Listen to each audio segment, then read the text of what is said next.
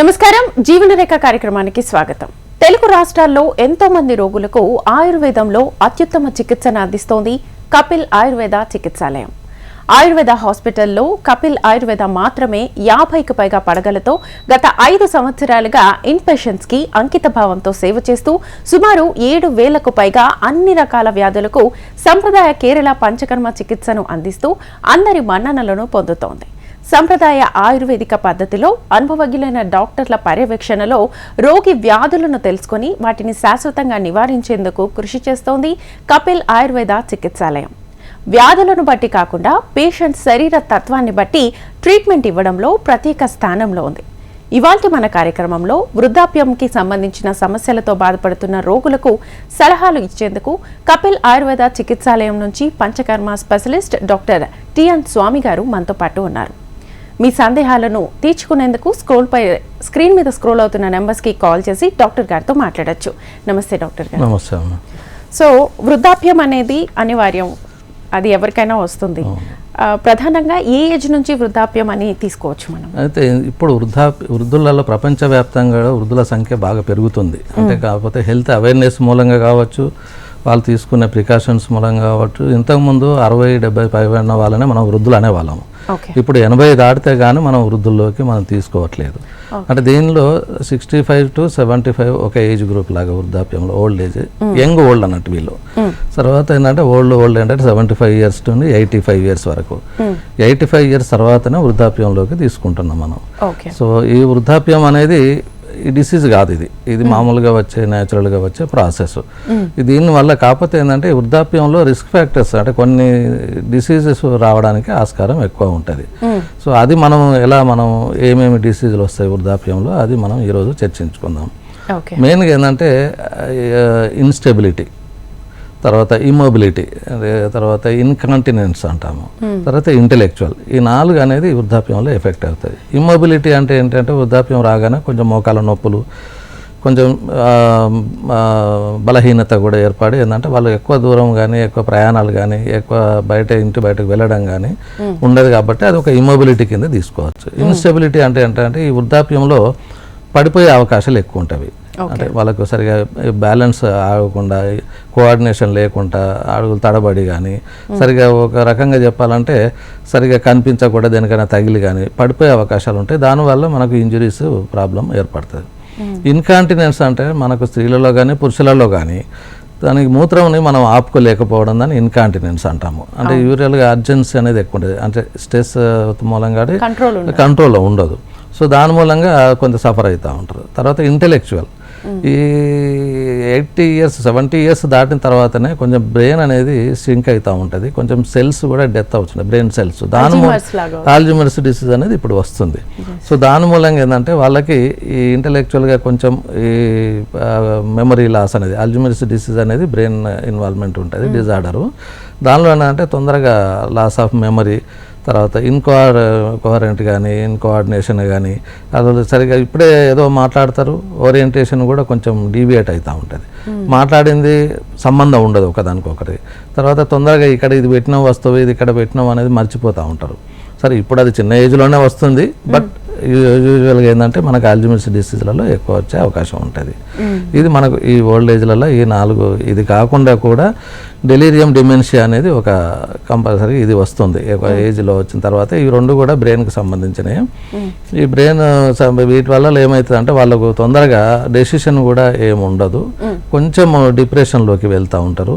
Hallucinations అని ఒక్కోసారి వాళ్ళంతటా వాళ్ళే మాట్లాడుకుంటూ ఉంటారు. So depression in the sense ఎట్లా అంటే ఏజ్ రిటైర్మెంట్ లైఫ్ అని వచ్చిన తర్వాత కొంచెం ఇన్సెక్యూర్ ఫీల్ అవుతూ ఉంటారు, డిప్రెషన్లోకి వెళ్ళిపోతూ ఉంటారు. అంటే నన్ను ఎవరు పట్టించుకోవట్లేదు అన్నది కొంత.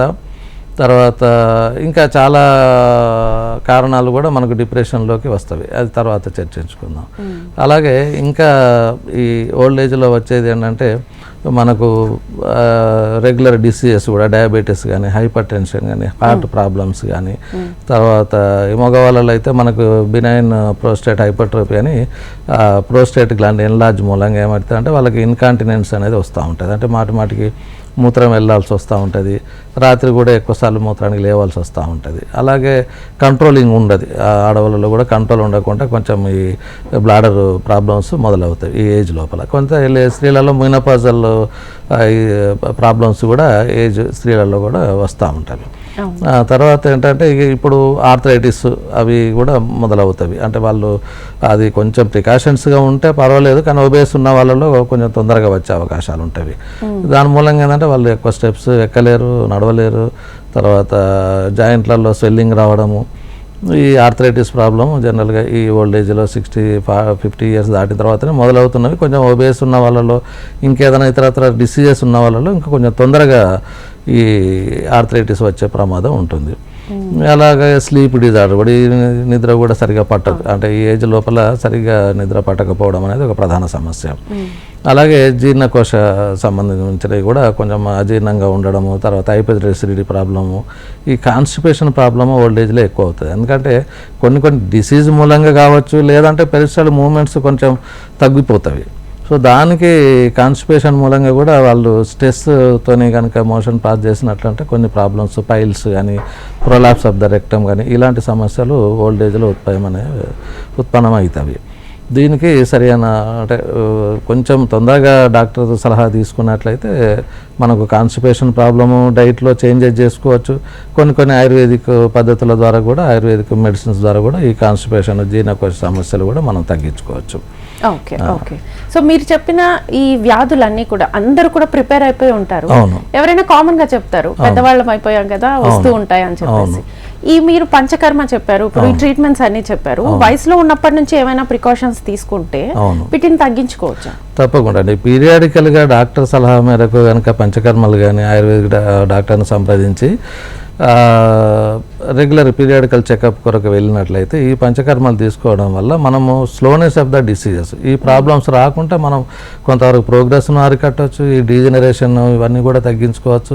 అందుకని ఆయుర్వేదికలు ఏం చెప్పారంటే దినచర్య అనేది ఒకటి చెప్పారు. అంటే డైలీ యాక్టివిటీ ఎలా ఉండాలి, ఆ తర్వాత ఋతుచర్య, సీజనల్గా మనం ఏమేమి చేయాలి, ఇవి చేయడం వల్ల ఏంటంటే మనం ఏజింగ్ ప్రాసెస్ అనేది కొంచెం డిలే చేసుకోవచ్చు. కొంతమంది 80 ఇయర్స్లో కూడా యాక్టివ్గా ఉంటారు, బాగా పనులు చేసుకుంటూ ఉంటారు.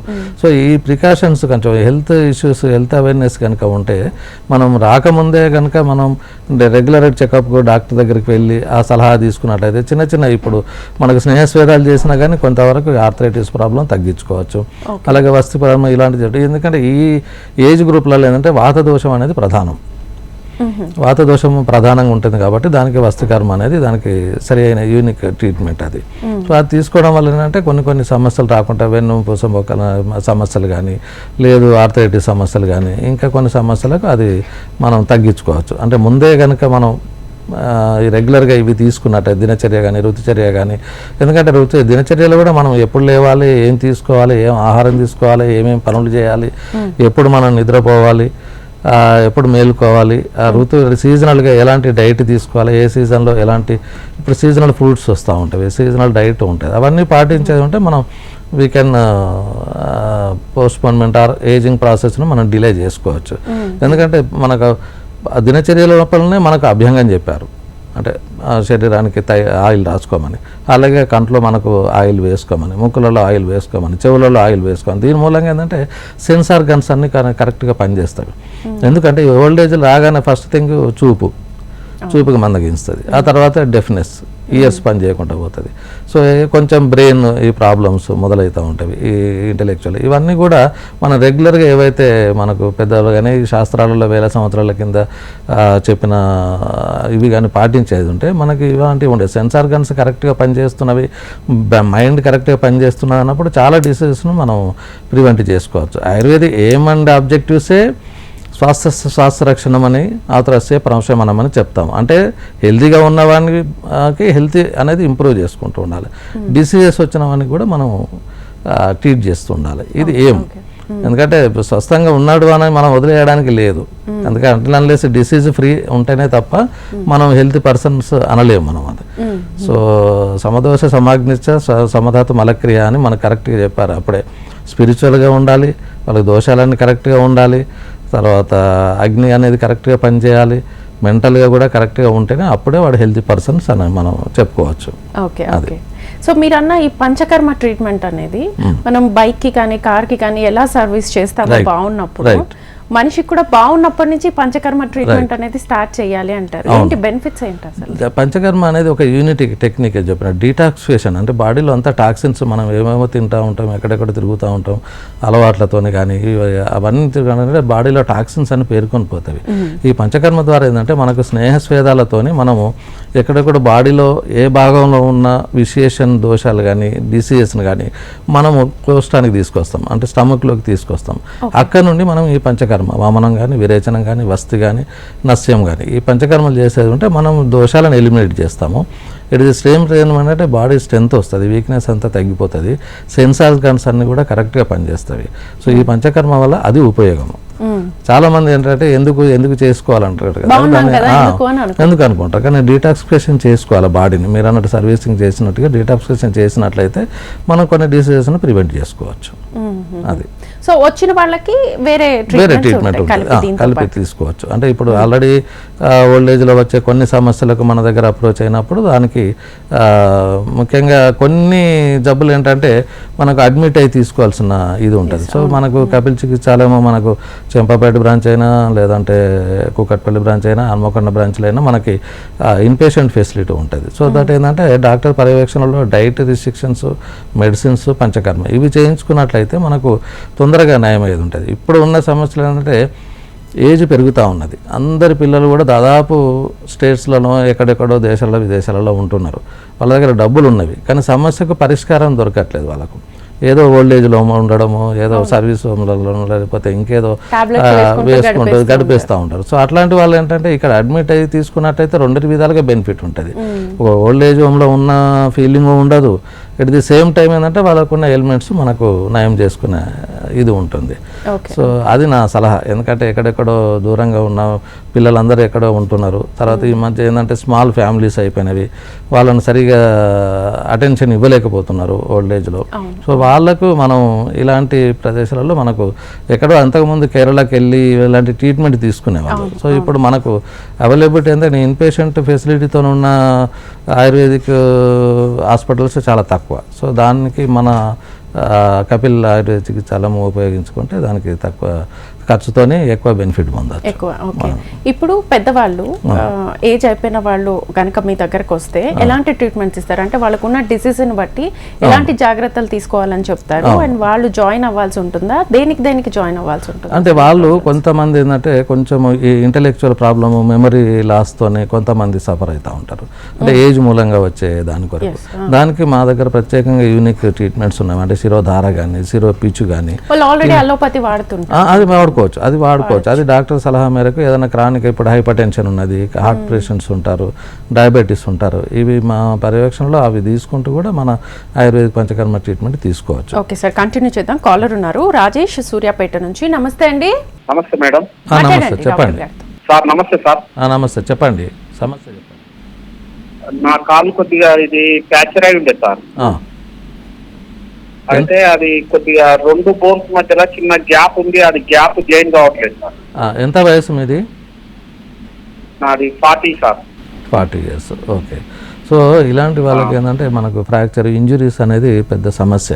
ఎందుకంటే ఈ ఇంజురీస్ అయినప్పుడు మనకు ఆయుర్వేదిక్ చికిత్సాలయంకి వచ్చేదంటే దీన్ని కూడా మనం ట్రీట్మెంట్ చేయొచ్చు. ఎందుకంటే ఆల్రెడీ అయిపోయి ఉన్నది, బోన్ యూనియన్ కావట్లేదు అంటున్నారు. దానికి తగిన చికిత్స మనము హాస్పిటల్ విజిట్ చేసి ఉంటే పరీక్ష చేసి ఎంతవరకు అవసరం ఉన్నది, ఎంతవరకు మనం నయం చేయగలుగుతామని సలహా ఇవ్వచ్చు. Okay okay.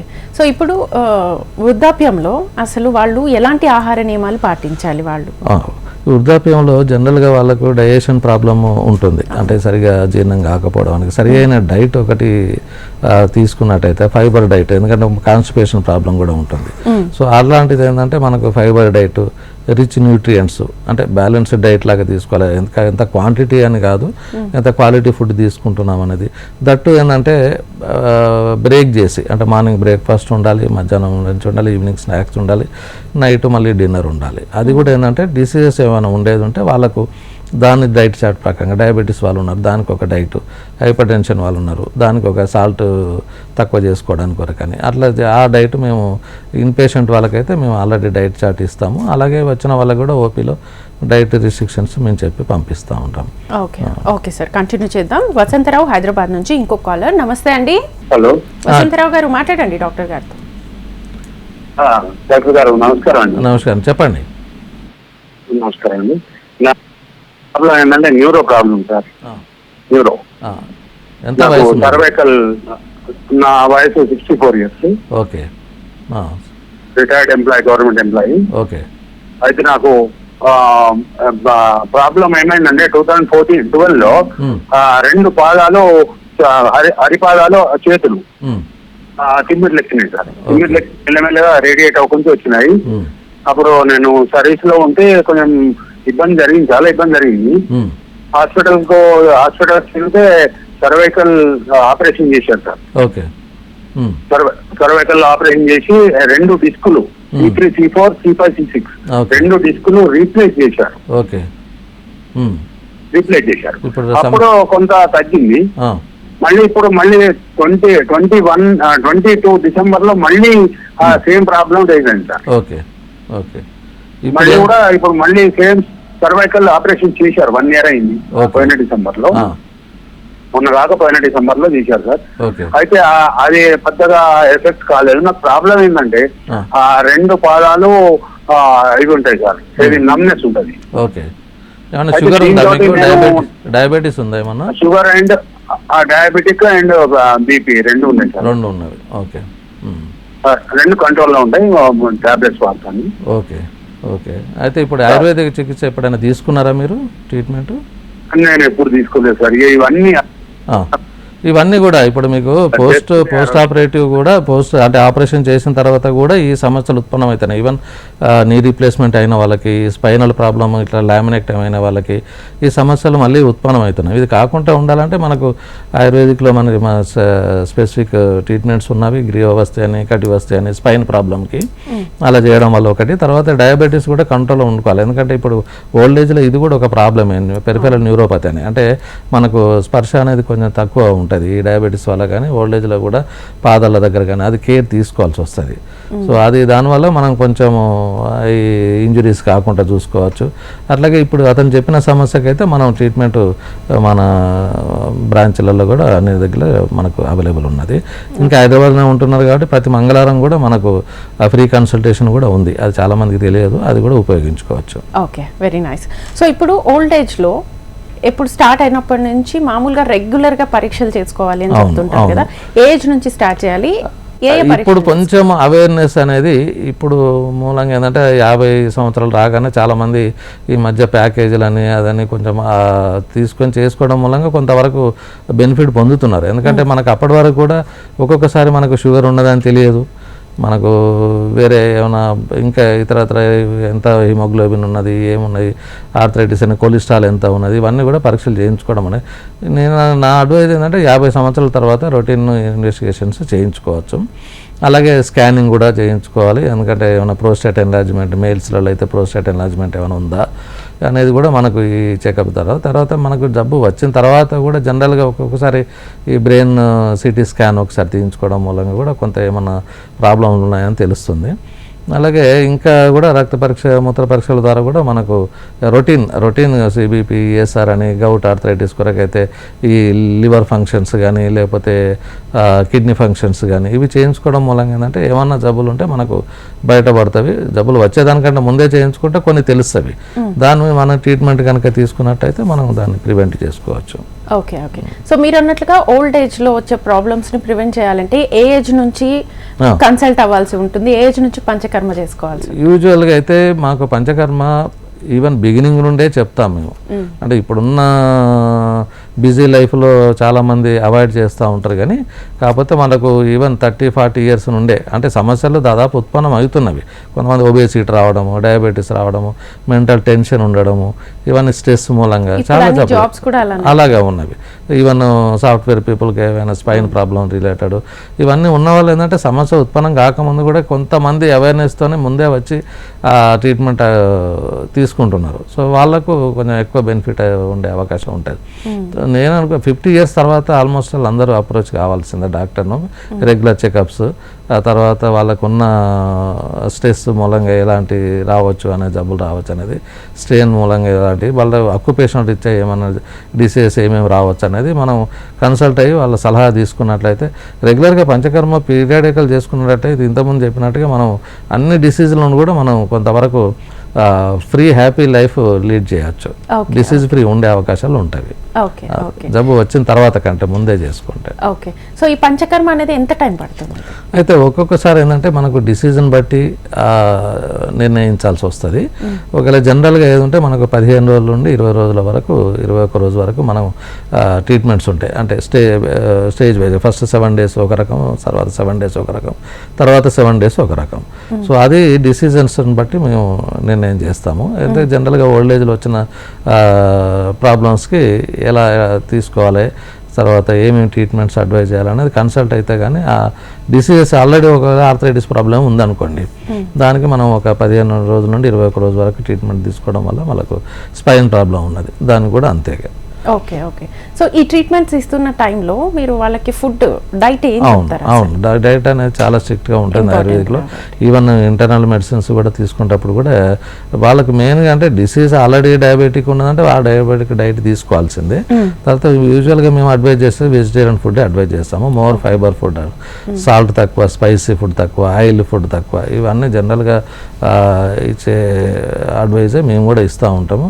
దాని కనుక ఫాలో అయితే చాలా మటుకు మనం, ఎందుకంటే ఇప్పుడున్న వృద్ధాప్యంలో పొద్దున్న లేవగానే వాళ్ళు కనీసం ఒక 5 నుండి 6 రకాల టాబ్లెట్స్ వాళ్ళు తీసుకోవడం మొదలైంది. ఎందుకంటే ఒకటి డైజెషన్ శరీరం బాగా పనిచేస్తున్నప్పటి వరకు మనకేం తెలియదు. ఇక తర్వాత ఏంటంటే పొద్దున మార్నింగ్ లేవగానే ఈ వృద్ధాప్యంలో ఇది ఒక ఇన్సెక్యూర్ కూడా ఉంటుంది. అంటే వాళ్ళకు ఎకనామికల్గా, సోషల్గా కూడా మనం పిల్లల దగ్గర నుండి కానీ అందరి నుండి కానీ మనం సపోర్ట్ ఇవ్వాల్సి వస్తుంది. ఎందుకంటే ఒక్కొక్కసారి వాళ్ళకు తక్కువ నెలకు ఒక 5-6 వేలు మినిమం అన్న వాళ్ళకు ఖర్చు వస్తుంటుంది కేవలం మెడిసిన్స్ కొరకే. ఎందుకంటే అది కూడా ఒక రకమైన డిప్రెషన్లోకి పోతూ ఉంటారు. ఎందుకంటే వాళ్ళ దగ్గర డబ్బులు ఉండకపోవచ్చు, వాళ్ళ పిల్లల్ని అడగాల్సి వస్తుంది, వాళ్ళు కొంత కేర్ తీసుకోవచ్చు, కేర్ తీసుకోకపోవచ్చు, ఏమంటారు అని మనం ఇవన్నీ కూడా సమస్యలు చాలా వృద్ధాప్యంలో ఫేస్ చేస్తూ ఉన్నారు. దీని కొరకు అంటే నా సలహా ఏంటంటే ఫ్యామిలీ మెంబర్స్ నుండి మాత్రం సపోర్ట్ ఉండాల్సిందే. ఎందుకంటే వాళ్ళు కూడా తర్వాత ఎప్పుడో ఒకసారి వృద్ధులు కావాల్సిందే, వాళ్ళు కూడా అదే కేర్ ఉండాల్సిందే. కాకపోతే స్మాల్ ఫ్యామిలీస్ కావడం మూలంగా కొంత అటెన్షన్ ఇవ్వలేకపోతున్నారు. ఎందుకంటే రిటైర్డ్ కాగానే ఏంటంటే వాళ్ళ గ్రాండ్ చిల్డ్రన్ చూసుకోవడానికి, తీసుకుపోవడానికి, స్కూల్కి తీసుకుపోవడానికి ఇంత మట్టుకే యూజ్ చేసుకుంటూనే ఉన్నారు. అది కూడా లేకుంటే మనం బెడ్ సిక్ అయినప్పుడు తీసుకునే కేర్ అనేది చాలా ముఖ్యం. ఎందుకంటే వాళ్ళు తిన్నారా, ఎప్పుడు ఫుడ్ తీసుకున్నారు, ఏం కావాలి, బయటకు వెళ్తారా, ఇలాంటి కేరింగ్ అనేది చాలా ఇంపార్టెంట్. ఎందుకంటే బెడ్ సిక్ అయిన తర్వాత ఓల్డ్ ఏజ్లో వచ్చే ఇంకొక మేజర్ ప్రాబ్లం ఏంటంటే బెడ్ సోర్స్. సో ఊరికే పడుకోవడం ఉండే మూలంగా ఏమవుతుందంటే అల్సర్స్ ఫామ్ అవుతుంది. అది కేర్ తీసుకోకపోతే చాలా సఫర్ అవుతూ ఉంటారు. సో అందుకని ఆ బెడ్ సోర్స్ కాకుండా చూడడం అనేది వాళ్ళ కొంచెం మోరల్ సపోర్ట్ అనేది కావాలి. సరే, ఇవాళ రేపు ఏంటంటే చాలా ఓల్డ్ ఏజ్ హోమ్స్ ఉన్నవి, అక్కడ కూడా వెళ్తాయి. అంటే కొంతమంది కేర్ తీసుకున్నా కానీ అక్కడికి వెళ్ళే మూలంగా ఆ ఏజ్ గ్రూపుల వాళ్ళకు కొంచెం హ్యాపీనెస్ దొరుకుతుందని వెళ్ళే వాళ్ళు కూడా ఉన్నారు ఇప్పుడు. సో అది కొంత మనం ఇంటి దగ్గరనే ఆ సపోర్ట్ కనుక ఇవ్వగలిగితే, మనం కేరింగ్ కనుక తీసుకోగలిగితే అది వాళ్ళకు మనం సపోర్ట్ చేసినట్లయితే. అవును అవును. సో ఇప్పుడు చాలా అలోపతిలో అయితే ఇన్సూరెన్స్కి వెళ్తారు, చేసుకుంటారు అని ఉంటుంది. బట్ ఆయుర్వేదకు వస్తే పంచకర్మ అనేది చాలా కాస్ట్లీ, ఇది చాలా రోజులు ఉండాల్సి వస్తుంది, ఈ డబ్బును భరించే కంటే ఇన్సూరెన్స్కి వెళ్ళిపోదాం అనే వాళ్ళు చాలా. అయితే ఇన్సూరెన్స్ ఫెసిలిటీ కొరకు మేము కూడా ప్రయత్నం చేస్తున్నాం. ఒకటి. రెండోది ఏంటంటే చాలా కంపెనీలు కూడా మనం దగ్గర ట్రీట్మెంట్ తీసుకున్న వాళ్ళు ఆ బిల్స్ కానీ అది కానీ పెట్టుకున్నట్టే వాళ్ళు రియంబర్స్మెంట్ చేసుకునేచ్చు మన సెంటర్లలో ట్రీట్మెంట్ తీసుకున్న వాళ్ళకి. ఓకే. వాళ్ళ ఆ విధంగా చేసుకోవచ్చు. ఇన్సూరెన్స్ కూడా మనకు చాలా కంపెనీలు కూడా ముందుకు వస్తున్నవి, త్వరలో అది కూడా మనకు అయిపోతుంది.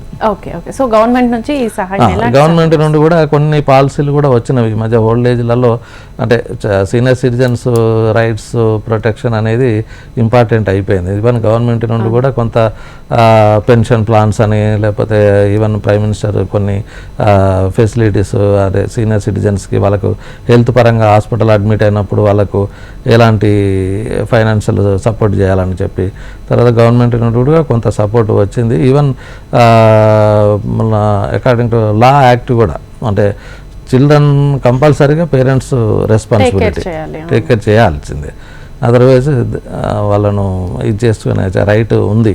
సో అది కంపల్సరీగా చిల్డ్రన్ అనే వాళ్ళు కూడా వాళ్ళు అది దృష్టిలో పెట్టుకొని పేరెంట్స్కి ఎలాంటి, ఎందుకంటే ఫైనాన్షియల్ సపోర్ట్ అనేది చాలా ముఖ్యమైనది. అందుకనే కొంతమంది ప్లాన్గా ఏంటంటే పిల్లలకి ఏమి ఇవ్వకుండా మొదలే వాళ్ళు ఉన్నంత వరకు వాళ్ళు ఏదైతే ఎర్న్ చేసుకున్నారో వాళ్ళ దగ్గరే ఉంచుకొని వాళ్ళకి అవసరం పడ్డప్పుడు ఓల్డ్ ఏజ్లో అది యూజ్ చేసుకుంటారు. ఒక్కొక్కసారి సడన్గా కొన్ని లక్షల రూపాయలు కూడా అవసరం పడవచ్చు, అంటే సర్జరీ లేక కానీ హాస్పిటల్ అయినప్పుడే కానీ. సో అటువంటిప్పుడు ఏంటంటే వాళ్ళకి ఇన్సెక్యూర్ ఫీల్ అవుతూ ఉంటారు. సో వాళ్ళు సంపాదించింది వాళ్ళ దగ్గర ఉంచుకొని తర్వాతంతరమే పిల్లలకు వచ్చే విధంగా చేసుకుంటే అదొక సేఫ్ సైడ్ ఉన్నట్లయితే. అవునవును. సో చాలా మందిలో ఒక అపోహ ఉంది డాక్టర్, ఆయుర్వేదం అంటే వేడి, హీట్ అయిపోతారు, బాడీ హీట్ అవుతుంది అని చెప్పేసి, అది నిజమేనా? ఏంటి ఎందుకు అలా? అది కొన్ని మెడిసిన్స్ మూలంగా వాళ్ళకు హీట్ అయ్యే అవకాశం ఉంటుంది. అంటే కొన్ని గోల్డ్ మెడిసిన్స్ ఉంటాయి, కొన్ని అది ప్రికాషన్స్ తీసుకుంటే దానివల్ల ఎలాంటి ఇది ఉండదు, ఇబ్బంది ఉండదు. ఎందుకంటే మనకు ఆయుర్వేదిక్లో ఇమ్యూనిటీ డెవలప్మెంట్ గురించి కొన్ని మెడిసిన్స్ ఎప్పటి నుండో వాడుకోవచ్చు అని చెప్పారు.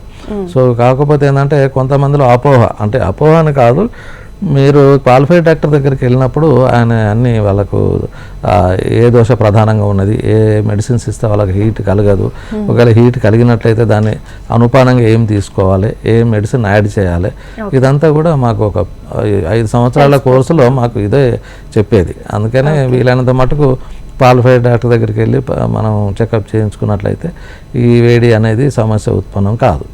Okay okay. Thank you so much doctor. చూసారు కదండి, ఇది ఇవాల్టి జీవనరేఖ కార్యక్రమం. నమస్తే.